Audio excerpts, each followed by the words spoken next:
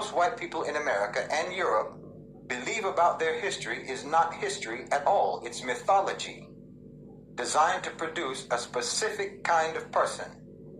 A person who does not feel guilty. A person who does not feel accountable. A person who does not feel responsible for ever changing anything because they don't think they're doing anything wrong. They're taught that their ancestors were pioneers. Their ancestors were explorers and builders of civilization. That they've brought progress and democracy and enlightenment to the world. They hear about the Renaissance. They hear about the Industrial Revolution. They hear about the Age of Discovery, and so forth and so on. And not about enslavement, not about genocide, not about the theft, not about the destruction that their people are responsible for. They're not taught that their prosperity was built on unimaginable suffering. They're not taught that their systems of government, their financial empires, their very sense of national identity are all rooted in exploitation. They don't know about the crimes. They don't know the real legacy of their people. And so they don't change. They don't have to change because they don't even realize what they need to correct. You know, when we look at colonialism, for example, the history that's taught in Western schools is usually an abstraction.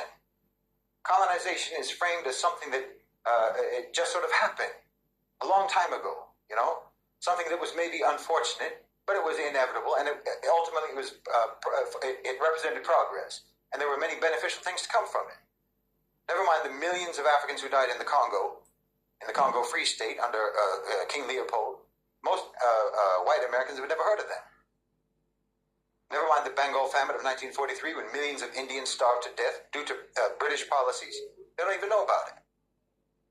The fact that the American police forces evolved from slave patrols, they don't know about that either. And they're not any more informed about the ongoing crimes, like the pillage of African resources today, the economic neocolonialism that keeps entire regions of the world impoverished, the exploitation of labor in the global south. These aren't relics of history. That's the present day reality of what your people are doing.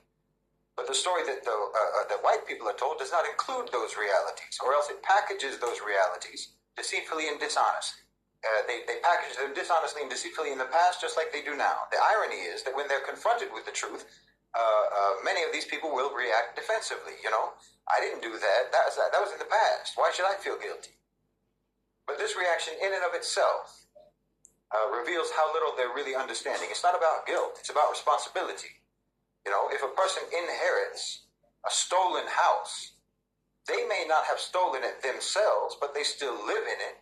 And if they refuse to acknowledge where that house came from or how it came into their possession, if they insist that that house is rightfully theirs because the crime happened a long time ago, well, then they're complicit because the theft is ongoing.